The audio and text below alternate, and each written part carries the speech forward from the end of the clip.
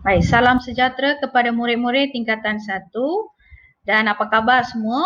Harap-harap semua sihat. Okey, hari ini anda bersama dengan guru RBT iaitu nama saya Puan Suhanti, anak perempuan Aras Imam, akan membuat ulang kaji tajuk bab 1 dan bab 2. Saya sudah pun sedia maklum anda telah pun mengikuti dari minggu pertama sampai ke minggu ke-9.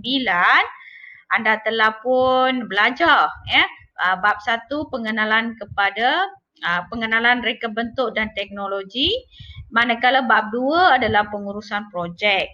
Okey, jadi hari ini kita akan mengimbas semula tajuk-tajuk penting dalam bab 1 dan bab 2, dan selepas cikgu memberi penerangan secara sepintas lalu, anda akan menduduki satu ujian untuk memastikan anda betul-betul memahami bab 1 dan bab 2. Jadi agak penting hari ini murid-murid kena ikut pelajaran pada hari ini sampailah penghujungnya. Okey, baik, tanpa melengahkan masa, kita akan lihat apa yang akan kita belajar pada hari ini. Selepas tamat aja pembelajaran untuk bab 1 pengenalan reka bentuk dan teknologi, anda boleh mentaksrifkan maksud reka bentuk dan teknologi. Baik, seterusnya mengenal pasti elemen dan menjelaskan prinsip, mengaplikasikan prinsip-prinsip reka bentuk dalam mereka bentuk objek asas, membanding bezakan antara prinsip dan elemen reka bentuk, menerokai kriteria reka bentuk yang baik, dan seterusnya membina objek asas, menyenaraikan kepentingan reka bentuk dan teknologi, mengenal pasti peranan reka bentuk, menerangkan etika dalam reka bentuk, dan yang akhir sekali meneroka kerjaya dalam reka bentuk dan teknologi. Sebenarnya tajuk-tajuk ini telah pun awak belajar di bab 1 sebelum ini.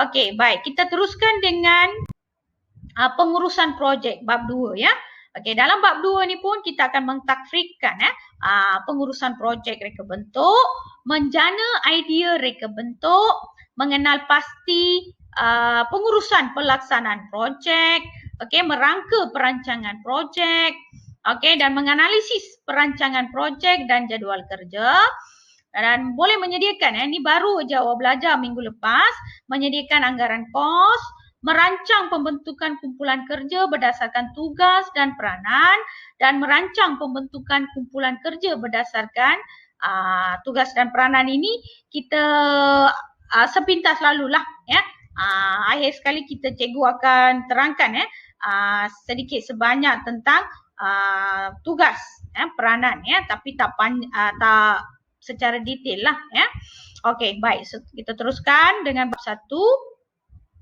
Pengenalan kepada reka bentuk dan teknologi. Jadi tajuk ini sangat penting sebab kita kena kenal dulu apa maksud reka bentuk dan apa maksud teknologi sebelum kita akan mendalami tajuk-tajuk yang lain Mungkin anda sudah pun didedahkan sebelum ini Cikgu Roslaili apa maksud reka bentuk. Ini imbasannya. Okey, reka bentuk adalah pengetahuan tentang penyusunan bahan secara terancang, untuk menghasilkan sesuatu produk yang memberi kebaikan kepada kehidupan. Jadi bagaimana cara anda menyusun satu bahan itu terpulang pada idea masing-masing, tetapi idea itu perlulah memberi kebaikan pada masyarakat maupun negara dalam kehidupan harian kita. Okey, manakala apa maksud teknologi? Teknologi ini adalah pengaplikasian ilmu sains dan matematik. Dengan menggunakan sumber semula jadi, kita jadikan dia alat tenaga untuk membentuk satu reka bentuk. Jadi tanpa teknologi ini tak wujudlah reka bentuk yang terkini yang menggunakan teknologi yang terkini jadi dua gabungan ini sangat penting dalam membentuk sesuatu reka bentuk. Maka apa maksud reka bentuk dan teknologi adalah gabungan pengetahuan tentang penyusunan bahan secara terancang dengan mengaplikasikan pengetahuan sains dan matematik. Jadi pengetahuan sains dan matematik ini membantu dalam reka bentuk yang kita hasilkan, ya. Jadi contohnya macam nak buat rumah, okey, mesti ada ukurannya. Jadi ilmu matematik itu diperlukan di situ. Jadi ini yang dimasukkan dengan teknologi, okey. Baik, kita teruskan dengan bidang-bidang dalam reka bentuk. Okey, bidang ada dua, ya. Yang seperti mana anda sedia maklum, salah satunya adalah konkrit, ya.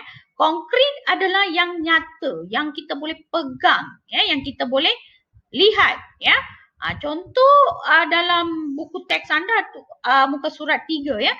Di situ ada di panjang lebar, ya, jadual bidang-bidang dalam reka bentuk. Okey, konkrit ini terbagi kepada dua, ya. Satu adalah bidang teknologi, satu lagi bidang seni, ya.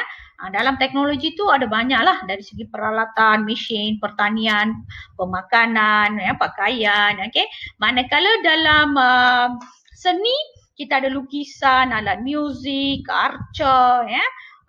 So yang sulaman, anjaman, itu semua dalam bidang seni, ya. Okey, manakala abstrak ini kita tak nampak. Ya, kita bukan tak nampak, kita tak boleh pegang. Ya, dia bukan dalam bentuk produk. Okey, dia dalam bentuk perkhidmatan. Okey, jadi perkhidmatan ini kita boleh lihat dari segi pengangkutan, ya, sewaan, sistem pembelajaran, ya, macam cikgu mengajar sekarang, ya. Ini salah satu perkhidmatan, okey. Okey, manakala komunikasi, ya, dari segi bahasa, ya, yang cikgu gunakan. Okey, kita tak boleh nak pegang, ya.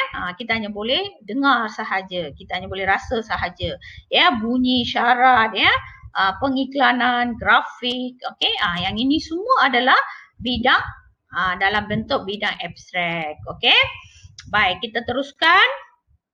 Okey, ini komponen yang paling penting yang perlu anda ingat sampailah tingkatan 3 nanti, ya. Jadi benda ni, elemen ini dia akan guna pakai untuk semua tajuk. Okey, jadi perlu fahami satu demi satu elemen dengan lebih baik dan lebih detail. Okey, jadi elemen yang pertama adalah elemen garisan, ya. Seperti mana awak telah belajar sebelum ini, garisan adalah cantuman siri titik, ya, yang mempunyai panjang dan jarak. Okey, dan antara beberapa fungsi, ya, garisan ini ada dalam buku teks anda, ya.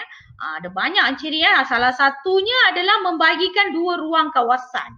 Okey, menunjukkan pergerakan aliran, ya, arah, ya, dan menunjukkan perhubungan antara elemen, ya, mewakili ketegangan antara dua titik. Jadi ada banyak lagi, ya, fungsi garisan, ya. Jadi garisan ini dalam reka bentuk ni sangat-sangat diperlukan, ya. Sangat-sangat perlu ada, ya. Okey. Yang kedua, rupa. Okey. Jadi rupa ini adalah hasil pertemuan antara hujung garisan dengan permulaannya, ya. Jadi rupa ni kita boleh lihat dalam bentuk bersifat 2D, ya. Okey, baik. Jadi terdapat dua rupa, ya, dua kategori rupa. Satu rupa geometri, ya, satu rupa geometri, dan satu lagi rupa organik, ya. Satu lagi rupa organik, okey. Geometrik dengan organik. Okey. Geometrik ini adalah dalam bentuk apa? Dalam bentuk bulatan, ya. Segi empat tepat, trapesium, selari, ya. Berlian, rombos, hexagon, ya, ada banyak lagi lah, ya. Yang itu adalah geometri. Okey. Manakala yang cikgu katakan tadi ada organik, kan? Okey. Organik ini adalah semula jadi, ya. Contoh seperti permukaan yang bebas, ya. Dia semula jadilah, ya. Okey. Contoh macam daun, bunga, ya. itu adalah organik. Okey, so itu adalah dari segi aspek rupa. Rupa ada dua ya, organik dan geometrik. Okey, manakala bentuk, ya, bentuk ia objek yang mempunyai ruang, isi padu dan lebih dari satu permukaan. Okey, jadi bentuk ini pun ya kita boleh lihat dalam dua bentuk, satu bentuk konkret dan satu bentuk abstrak atau ilusi lah. Okey, konkret ini kita boleh pegang macam tadi cikgu kata kan, konkret bidang tu ya. So itu kita boleh pegang, kita boleh lihat. Okey, manakala abstrak ini lukisan. Jadi dalam bentuk kita lukis dalam lukisan tu, dalam gambar tu bentuk nampak tapi kita tak boleh pegang dia. Ya, kita hanya boleh lihat saja. Ya, kita boleh hanya menghayati saja tapi kita tak boleh pegang. Okey. So ini dikatakan ilusi lah okey, ataupun kita panggil sebagai abstrak. Okey. Jadi bentuk ada dua jenis. Satu adalah bentuk konkret dan satu lagi abstrak. Okey. Baik, seterusnya tekstur ya. Tekstur ini kita lihat dari segi apa? Teknik yang memberi impak ataupun kesan serta boleh juga kita rasa melalui sentuhan ya. Touching kita boleh rasa dah daripada touching itu kasar ke, halus ke, licin ke, kesat ke, lembut ke ya. So kita boleh rasalah daripada sentuhan itu ya. Okey, jadi itu dikatakan tekstur. Seterusnya saiz. Saiz sama ada saiznya kita boleh membezakan kesan jarak panjang, tinggi ya, kedalaman objek. Okey. Seterusnya warna ya. Warna ni sangat penting dalam lukisan ya. Kesan melalui pembalikan cahaya ke atas sesuatu objek. Okey, jadi warna ini menggambarkan ya emosi, psikologi ya kepada seseorang lah bila kita lihat sesuatu reka bentuk ya. Okey, jadi warna ada dalam 3 kumpulan ya. Kumpulan yang pertama warna premier ya, orang panggil warna premier ataupun kita boleh panggil dia sebagai warna asas atau warna utama. Ini paling penting ya. Inilah asasnya ya. Okey, yang kedua bahagian kumpulan yang kedua warna sekunder hasil daripada warna premier kita hasilkan warna sekunder. Okey, hasil daripada gabungan warna premier dan warna sekunder kita akan hasilkan warna tertier ya. Okey, jadi apakah jenis-jenis kumpulan warna premier? Merah, kuning, biru. Itu warna asas, warna premier. Okey, warna sekunder, jingga, ungu dan hijau.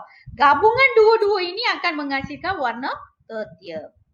Okey, jadi ada warna ni juga kita boleh kategorikan ya. Dua kategori iaitu warna panas dan warna sejuk ya. Jadi warna panas ini adalah warna yang terang dan jelas ya, dan menimbulkan suasana yang ceria, riang ya, bersemangat ya. Contohnya warna apa? Semangat ni. Merah ya, kuning. Okey, jingga. Itu antara warna-warna yang memberi semangat ya, yang memberikan suasana yang ceria. Okey. Manakala ada kategori warna sejuk ya. Sejuk ni memberikan kesan redup, tenang, damai ya, dan menunjukkan mata memandang ya. Misalnya bila kita pergi ke Kedah tu mata sejuk aja sebab tengok kanan dan kiri hijau, mata memandang ya. Jadi hijau merupakan salah satu warna sejuk. Okey, begitu juga warna biru. Bila tengok awal biru aja ya, rasa tenang fikiran kita ya. Jadi warna ini menimbulkan apa? Suasana ya. Okey, seterusnya kita ada ruang. Okey. Ruang adalah kawasan kosong yang dikelilingi oleh elemen garisan bagi menampakkan objek. Okey, jadi ruang ini ada ruang nyata dan ruang ilusi ya. Macam konkret tadilah, abstrak dan konkret dan abstrak ya. Sama juga ada konsep ruang nyata ataupun kita panggil dia ruang fizikal. Okey, ataupun dan juga ruang ilusi atau tampak. Okey, ruang nyata ni ruang yang sebenar-benarnya, yang real ya. Di antara satu meja dengan satu kerusi kita ada ruang. Okey, meja pertama dengan meja kedua kita ada ruang. Okey, so itu kita nyata, kita yang nampak. Okey, manakala yang ruang ilusi ni dalam gambaran lah, dalam lukisan ya. Kita nampak ada ruang satu objek dengan satu objek, kita bagi dia ruang dalam lukisan tersebut. Itu kita tak boleh pegang lah, kita hanya boleh lihat sahaja. Okey. Baik, seterusnya kita beralih pada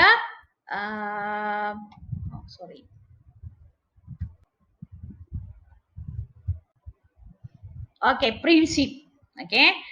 Prinsip ada 7. Sama seperti mana elemen ada 7, prinsip pun ada 7 ya.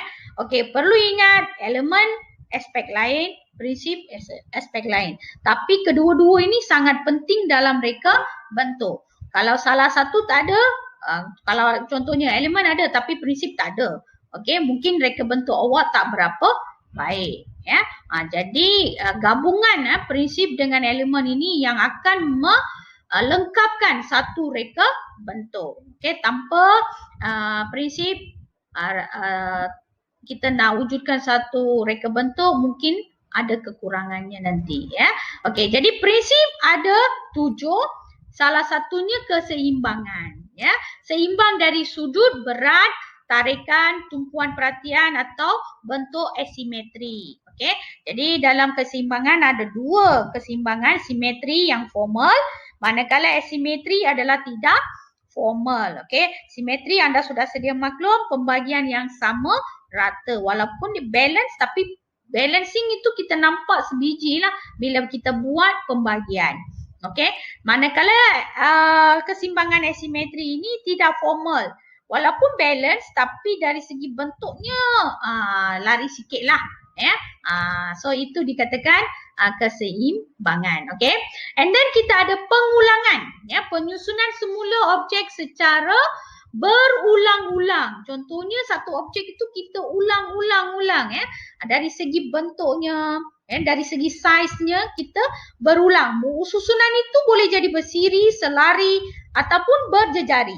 Okey, jadi dia boleh menghasilkan satu pola dan corak yang menarik apabila corak itu kita ulang-ulang ya. Jadi ini dikatakan pengulangan ya. Perlu ingat, pengulangan mesti saiznya, bentuknya, warnanya sama. Okey, itu dikategorikan sebagai pengulangan. Okey, manakala kontras ya, kontras adalah perbezaan ketara pada ciri elemen yang kita gunakan. Ya, contohnya dari segi kontras ni kita boleh lihat dari segi tekstur ya. Kasar ke licin ya, kasar dan licin. Okey, kedudukan kiri kanan, okey, menegak dan melintang. Warna, kita gunakan warna terang dan warna gelap ya, itu sangat kontras ya. Okey, saiz, satu saiz besar, satu saiz kecil.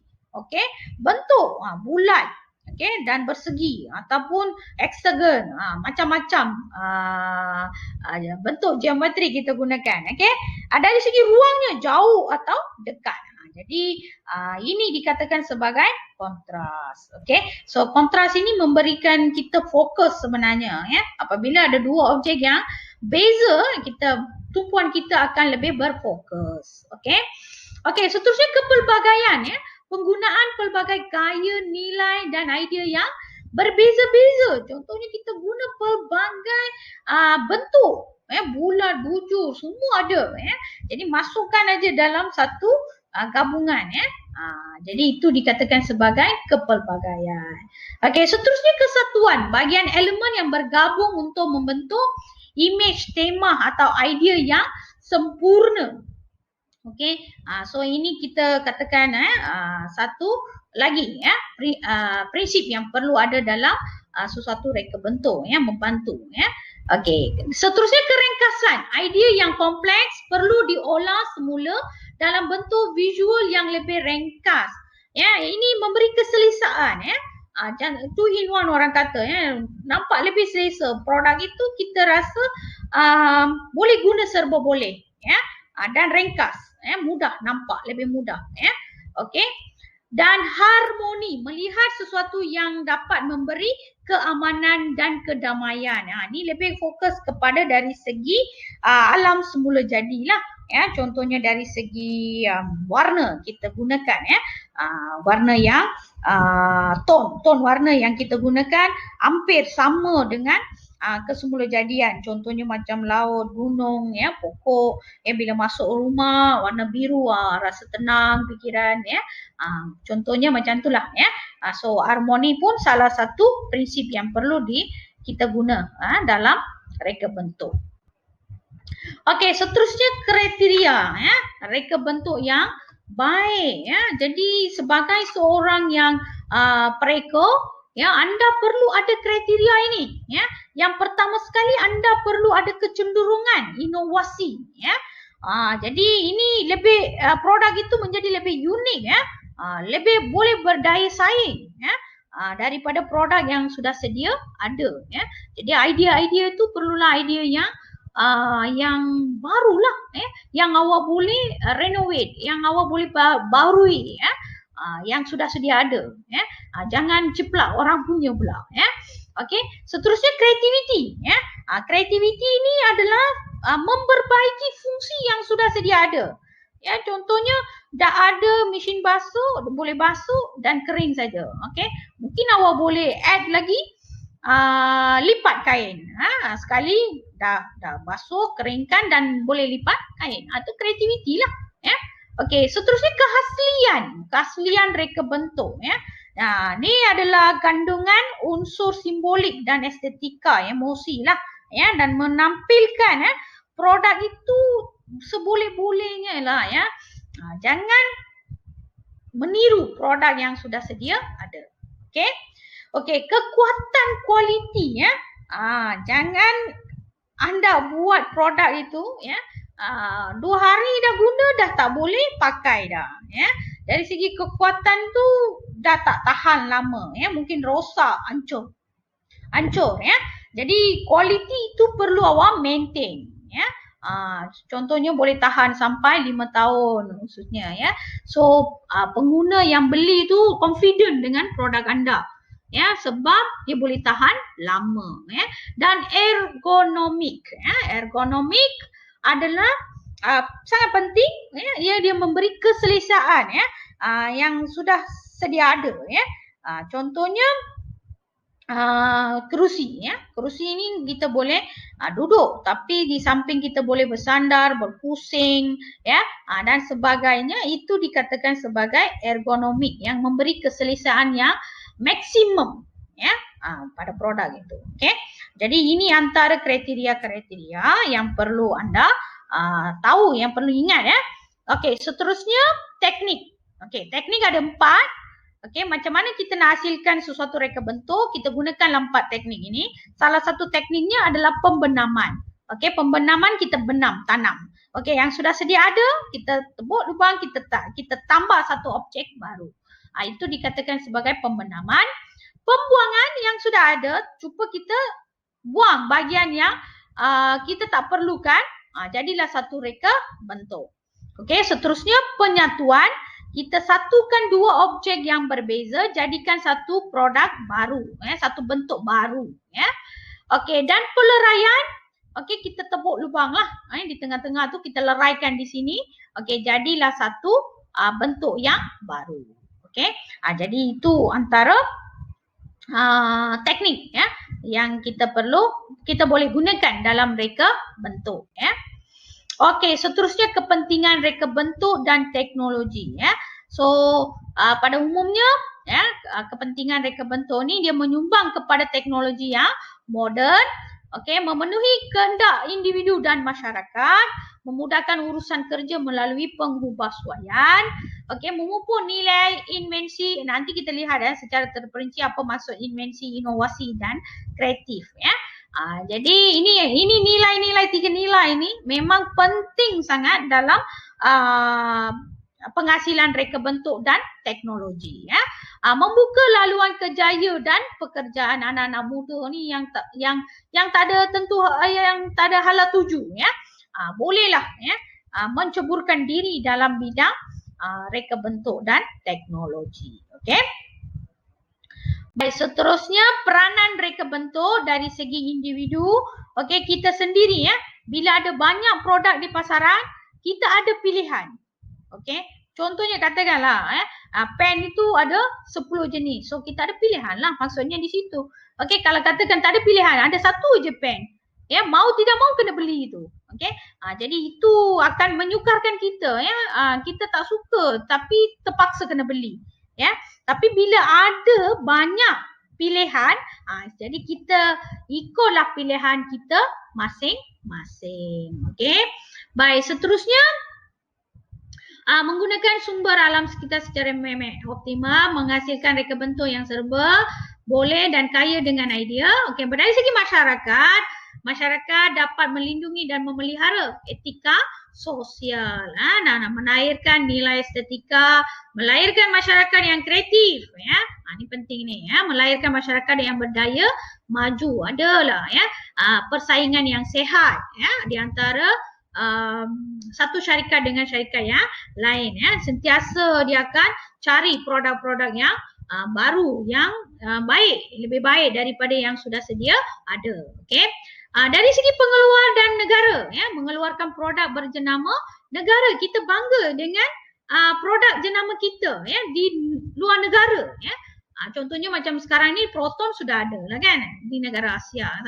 So jadi kita banggalah dengan nama Proton kita ya sudah ada ya di luar negara, dan begitu juga dengan banyak produk yang kita hasilkan dengan hak cipta terpelihara di negara kita ya, dan rakyat kita boleh banggakan ya, dan menjadi penanda arah sebagai negara maju ya.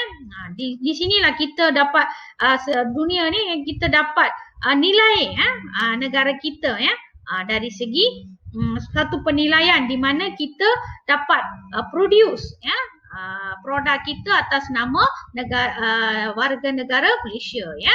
Okey. Baik, seterusnya etika dalam reka bentuk. Okey, etika kita lihat dari segi etikanya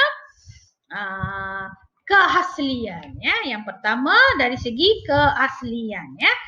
So keaslian ini kita gunakan daya usaha kita sendiri ya, bukannya ciplak ya ataupun meniru, memplakit ya kerja orang lain ya. Ini sangat-sangat diperlu pertimbangkanlah ya dalam mereka satu produk. Okey. Jadi jangan awak meniru macam nanti ada kerja di sekolah nanti cikgu bagi projek, jangan meniru ya kerja kawan awak ya. Jadi awak kena buat sendiri. Okey, jujur ya. Jujur ini adalah awak memanglah kita mereka satu produk itu untuk mendapatkan keuntungan. Okey, kita tak boleh menafikanlah kita nak keuntungan, tapi janganlah keuntungan itu melebih-lebih ya. Sampai menganiaya ya pengguna ya. Jadi dari segi pengiraan kos tu awak dah tahu satu unit tu dah berapa, untung awak tu dah berapa, jangan melebihi ya untung yang awak perlukan ya. Jadi awak kena jujurlah dalam peletakan harga untuk mendapatkan keyakinan daripada pengguna. Okey. Okey, dan perlu bermanfaat. Okey, produk yang anda hasilkan itu perlulah berguna untuk pengguna ya. Jadi produk hasil tapi tak ada gunanya ya. Itu sia-sia lah kan, orang beli tapi tak ada kegunaannya ya. Okey, seterusnya dari segi selamat digunakan ya. Jangan beli hari ni dapur gas esok meletup. Jadi pengguna pun dah tak percaya dengan produk awak ya. Jadi pastikan produk itu selamat, dah uji dah beberapa kali. Okey, ujian itu dapat diluluskan, barulah anda pasarkan produk anda. Okey, mesra alam sekitar ya. Jadi apa yang awak gunakan sumber itu janganlah dia menjejaskan alam sekitar ya. Kalau boleh bahan yang kita gunakan itu boleh kita semula. Okey. Baik, antara contoh kerjaya dalam bidang reka bentuk dalam buku teks awal tu, dalam muka surat 21 tu, jadual 1.3 tu ada banyak kerjaya sebenarnya. Cikgu hanya pick beberapa sahaja. Salah satunya adalah arkitek, pereka bentuk grafik, pereka bentuk produk atau perkhidmatan ya. So ada banyak lagi, awak boleh rujuk. Okey, seterusnya cikgu seperti mana tadi cikgu sebut, anda perlu tahu apa maksud invensi ya. So, invensi adalah proses mencari jalan untuk menghasilkan produk atau perkhidmatan baru. Okey, itu keyword dia. Okey, produk atau perkhidmatan baru yang belum pernah wujud sebelum ini. Okey, maksudnya awak cari yang baru, ya, yang tak pernah ada dalam pasaran. Okey. Dan manakala inovasi, inovasi berbeza ya. Inovasi pengubahsuaian terhadap produk yang sudah sedia ada. Tetapi awak memperbaiki menjadi lebih baik, menjimatkan, bertenaga, ya, bermakna serta mesra pengguna. Jadi di sini inovasi ni awak buat pengubahsuaian. Boleh ikut? Baik, kita teruskan. Aplikasi prinsip invensi dan inovasi. Okey, dalam beberapa bidang kita telah pun mengaplikasikannya ya. Inovasi dan invensi ini khususnya dalam bidang pertahanan, kita buat robot pengesan periuk api ya. Okey, kita dalam pendidikan, kamus digital dan macam-macam sudah ada dah. Okey. Kesihatan, jam pengukur, degupan jantung, okey. Dari segi pembuatan, pencetak 3D, pen 3D, teknologi maklumat, telefon pintar. Okey. Jadi ini antara contoh bidang dan contoh ciptaan yang terkini ya. Okey, kita teruskan dengan bab 2. Okey, pengurusan projek. Okey, definisinya pengurusan projek reka bentuk, okey, adalah aktiviti kerja yang melibatkan proses kerja iaitu skop kerja. Okey, dalam pengurusan projek perlu ada 3 benda ni. Skop kerja, tempoh masa dan kos projek. Okey. Okey. Yang pertama dari segi pengurusan projek ini, kita akan merancang ya aktiviti projek, menyediakan plan atau lukisan reka bentuk produk, menentukan bilangan produk, mengawal selia sumber yang terhad dan mengawal pelaksanaan. Okey, ini awak dah belajar sebenarnya. Jadi cikgu teruskanlah. Cikgu nak sepintas lalu je. Okey. Okey, penjanaan idea reka bentuk dan reka bentuk produk. Okey, yang ini kita meniru apa saja. Macam mana kita nak dapatkan idea? Kita meniru apa saja yang terdapat di persekitaran dan menukarkan dalam bentuk produk. Okey, contohnya yang ini kita katakan macam burung itu ya, terbang. Okey, kita nampaklah kapal terbang idenya.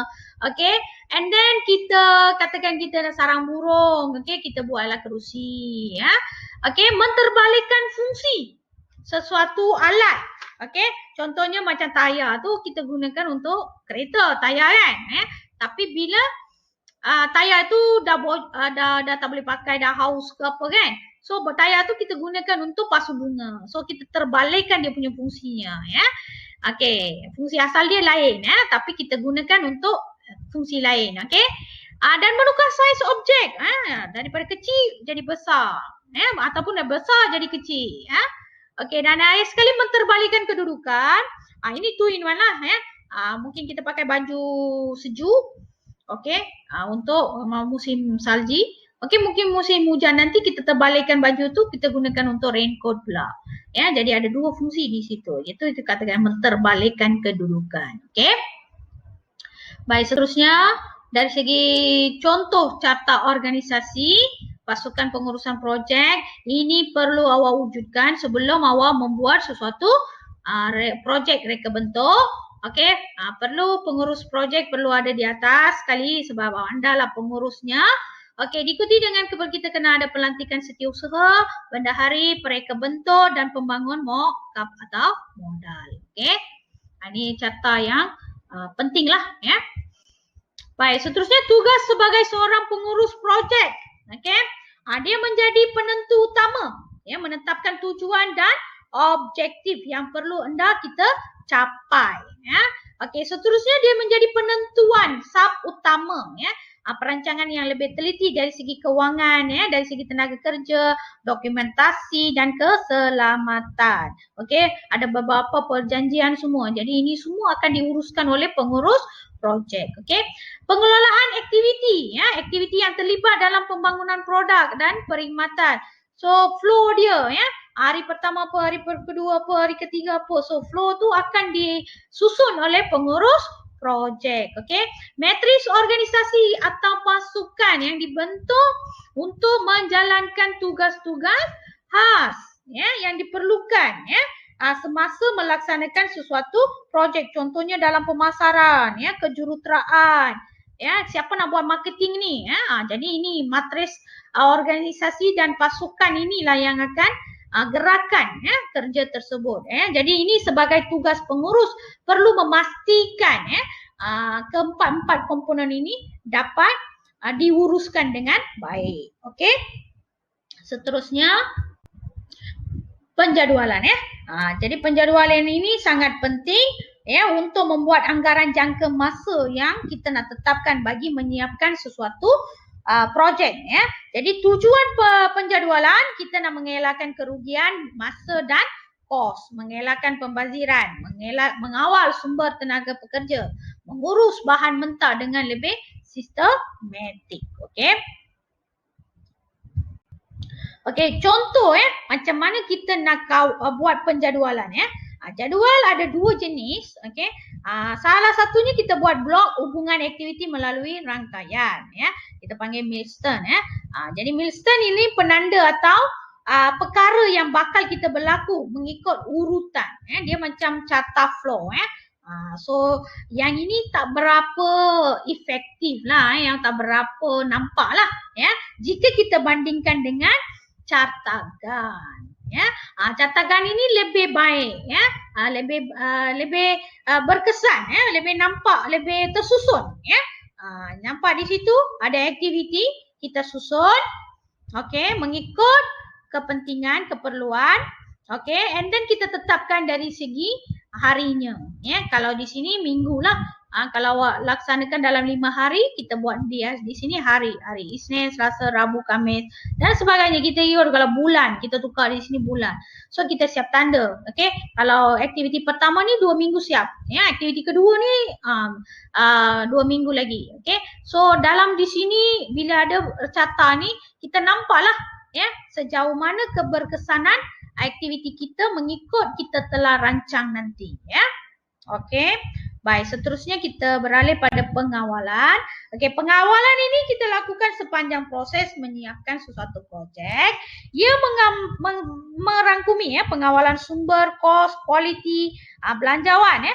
Terutama sekali ketidakpatuhan terhadap penjadualan, ya. Kos, piawaian, kualiti dan belanjawan. Okey. Jadi tujuan dia adalah untuk memastikan semua aktiviti dilakukan dengan optimum, ya. Semua aktiviti dapat disiapkan dalam masa yang telah kita tetapkan, ya. Dan pastikan juga sumber-sumber yang kita perlukan itu dapat dikenal pasti lebih awal. Okey, dan perubahan dalam penjadualan boleh kita kenal pasti dan kita boleh ubah suai, adjust, ya, bila-bila masa kalau kita ada pengawalan. Okey. Baik, seterusnya garis panduan, ya. Penjadualan projek, ya.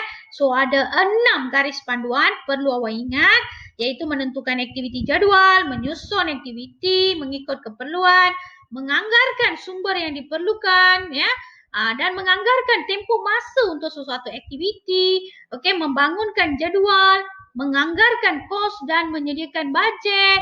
Okey, so ke-6 ini awak kena jadikan sebagai garis panduan dalam membuat jadualan projek. Okey. Okey, baik, kita beralih pada penyediaan anggaran kos. Saya rasa tajuk ni masih fresh lagi. Baru minggu lepas Cikgu Puan Farida Musa telah pun menerangkan kaedah ini, iaitu kita ada 2 kaedah, kaedah unit atau kuantiti dan kita ada kaedah konsep SMART. Okey, konsep SMART nama dia pun mat.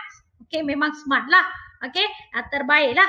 berbanding dengan kaedah unit ya. So ada kelemahan kaedah unit ni sebabkan oleh kaedah unit ini kita hanya ambil anggaran kasar sahaja ya. So kita ambil kos seunit, kita darab dengan unit yang kita perlukan.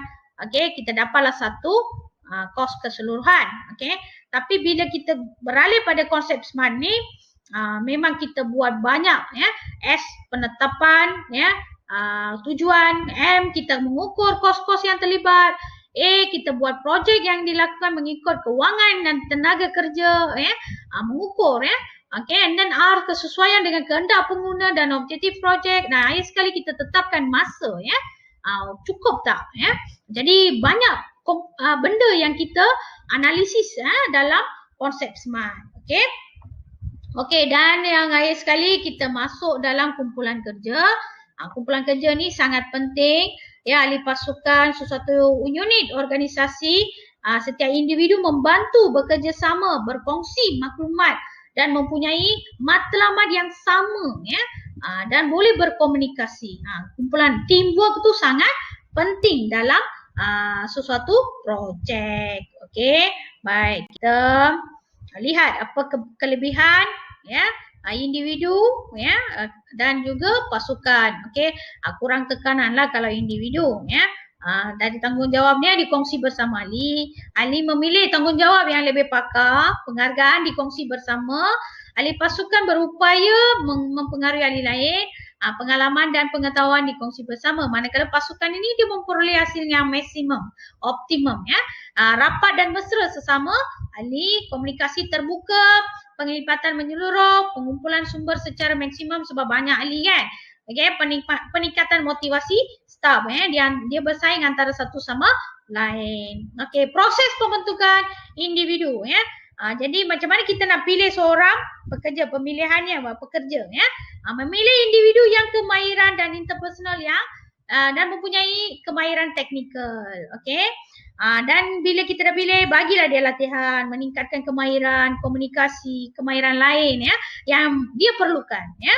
Dan yang akhir sekali paling penting lah for sure, kalau cikgu pun sekarang kata okey kamu ada ujian, kalau awak buat semua betul, cikgu bagi awak RM100. Memang awak akan buat pulun-pulun ya, buat sungguh-sungguh, betul. Okay, so sebagai pekerja pun dia kena bagi ganjaran untuk menggalakkan persaingan yang sehat. Okay, baik, selesai sudahlah untuk bab 1 dan bab 2. Cikgu hanya terangkan sepintas lalu sahaja.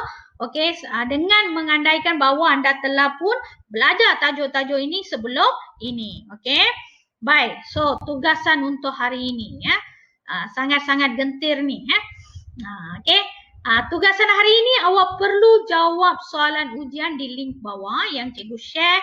Mungkin guru-guru mata pelajaran akan share nanti dalam grup anda link ini. Okey, so anda masuk ke dalam link ini, anda jawab soalan.